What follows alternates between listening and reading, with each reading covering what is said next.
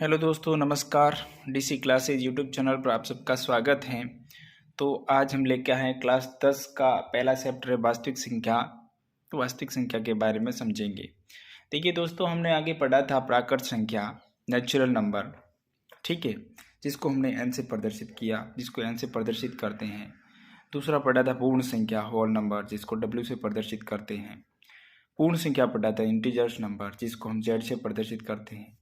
परिमेय संख्या पढ़ा था रेशनल नंबर, जिसको हम क्यू से प्रदर्शित करते हैं। अपरिमेय संख्या पढ़ा था इरेशनल नंबर, जिसको हम क्यू कॉम्पैक्ट से प्रदर्शित करते हैं।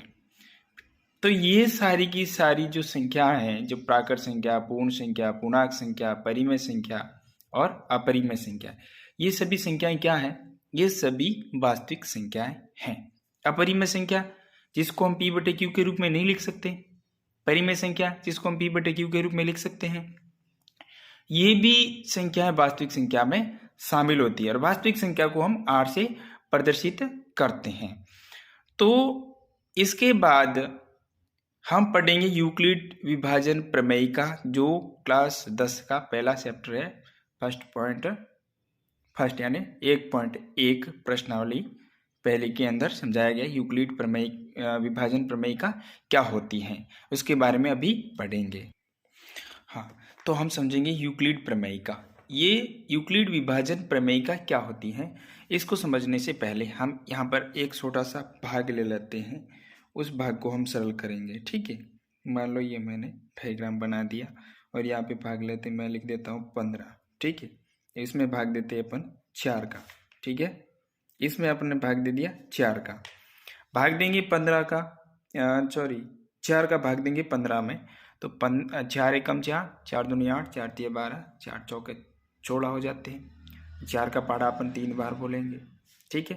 तो आ जाएंगे 12, ठीक है। 15 में से 12 के पीछे शेष फल कितना रहेगा? 3। ये क्या है? शेष फल है, ठीक है। ये क्या है? शेष फल है। तो यहां पर देखिए, ये जो 4 लिखे हुए हैं, इसको हम क्या कहेंगे? भाजक। क्या कहेंगे? भाजक। और यहाँ 15 लिखा हुआ है, इसको हम कहेंगे भाज्य, ठीक है। यहाँ पर जो 15 लिखे हैं, इसको हम क्या कहेंगे? भाज्य कहेंगे, ठीक है। और यहाँ पे 3 लिखे हुए, इसको कहेंगे भागफल। क्या कहेंगे? भागफल। और ये जो 3 आए हैं शेषफल, इसको हम क्या कहेंगे? शेषफल। जो पीछे 3 बचे हैं, इसको हम शेषफल कहेंगे। इसको हम इस प्रकार भी लिख सकते हैं, जैसे कि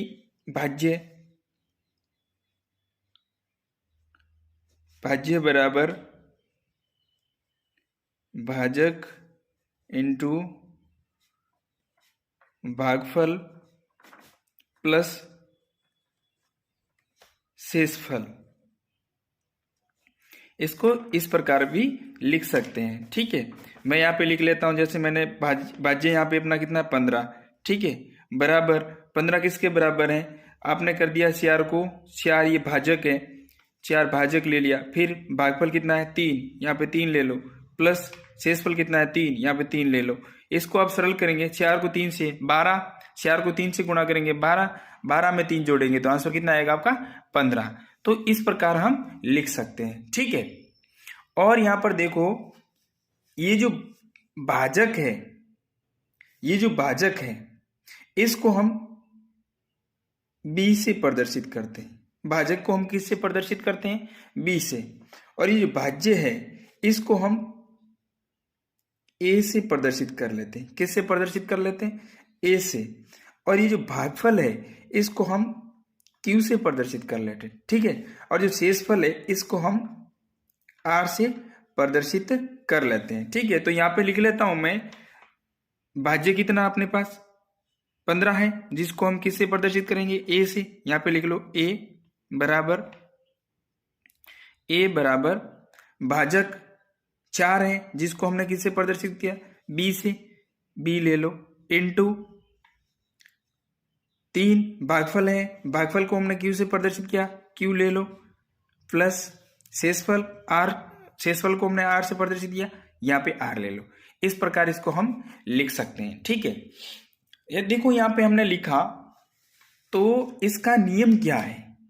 इसका नियम ये है कि जो शेषफल आया है वो शेषफल कभी भी इस 4 से बड़ा नहीं होना चाहिए। जो भाजक दिया हुआ है इससे बड़ा शेषफल नहीं होना चाहिए। ठीक है, यानी कि जो जिसको हमने b से प्रदर्शित किया, जैसे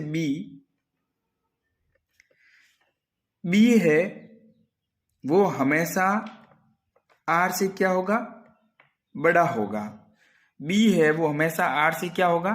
बड़ा होगा। इसको ऐसे लिख सकते हो, यहाँ पर इसको ऐसे भी लिख सकते हो, r से बड़ा b।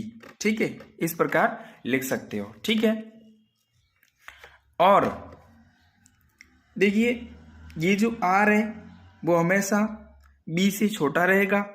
ठीक है, अगर बड़ा होगा तो देखिए जैसे यहाँ पे 4 होते तो 4 का भाग 4 में आसानी से चला जाता, तो अपना शेषफल क्या आता? 0 आता।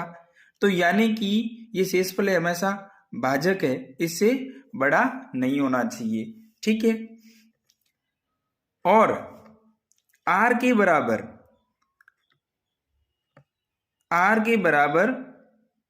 क्या होना चाहिए? r के बराबर, r बड़ा होता है 0 से। पहली बात, r 0 से बड़ा हो सकता है और 0 के बराबर भी हो सकता है। देखिए मैं यहाँ पे एक और भाग ले लेता हूँ, अपन यहाँ पे कर लेते हैं। जैसे कि मैंने ले लिया 15। ठीक है, 15 में आपने भाग दिया 3 का। ठीक है, 15 के अंदर आपने भाग दिया 3 का, तो 15 में भाग दिया 3 का तो भाग जाएगा 5 बार। ठीक है, 15 आ जाएंगे, 15 में से 15 जाएंगे, पीछे क्या रहेगा? शेषफल 0। यानी शेषफल r, इसको हमने r से प्रदर्शित किया, इसको b से, इसको a से, और इसको a से और इसको हमने q से प्रदर्शित किया। ये क्या है? भागफल है। ठीक है, तो r है उसके बराबर 0 हो सकता है, लेकिन 0 से बड़ा भी r हो सकता है। ठीक है, यानी कि इसको हम ऐसे भी लिख सकते हैं कि 0 से r बड़ा हो सकता है r, और r से बड़ा b होगा। समझ में आई बात? तो ये फॉर्मूला अपन को ध्यान में रखना है। ठीक है, अब हम इसको समझते हैं। ये जो मैंने यहाँ पे लिखा है ये यूक्लिड विभाजन प्रमेय का है, उसका फॉर्मूला है। इसको हम लिख सकते हैं a बराबर बी क्यू प्लस आर। ये बी क्यू अपन ने लिखा है, इसका आपस में मल्टीप्लिकेशन हो रहा है, गुणा हो रहा है। ठीक है, तो ये यूक्लिड विभाजन प्रमेय का है, इसका फॉर्मूला है, सूत्र है। तो ये अच्छी तरीके से आपको समझ में आ गया होगा। आपको क्या करना है, पहले कोई सा भी भाग ले लेना है। ठीक है, जैसे कि अपन ने किया यहाँ पे। ठीक है, ये जो 4 है इसको अपने भाजक बोला। ठीक है, इसको हमने b से प्रदर्शित कर दिया। फिर यहाँ पर 15, इसको हमने भाज्य बोला और इसको a से प्रदर्शित कर दिया। यहाँ पर 3 है, ये भागफल है, इसको हमने q से प्रदर्शित कर दिया, और यहाँ पर शेषफल 3 बचे, इसको हमने r से प्रदर्शित कर दिया। अगर ये फॉर्मूला आपको अच्छी तरीके से समझ में आया है तो आप यूक्लिड विभाजन प्रमेय का बहुत ही आसान तरीके से समझ जाओगे। तो अगली वीडियो में हम इसी प्रकार के प्रश्न को सरल करेंगे और देखेंगे कि यूक्लिड विभाजन प्रमेय का क्या होता है क्या नहीं होता। ठीक है, तो इसी प्रकार का वीडियो देखने के लिए बने रहिए हमारे चैनल पर। धन्यवाद।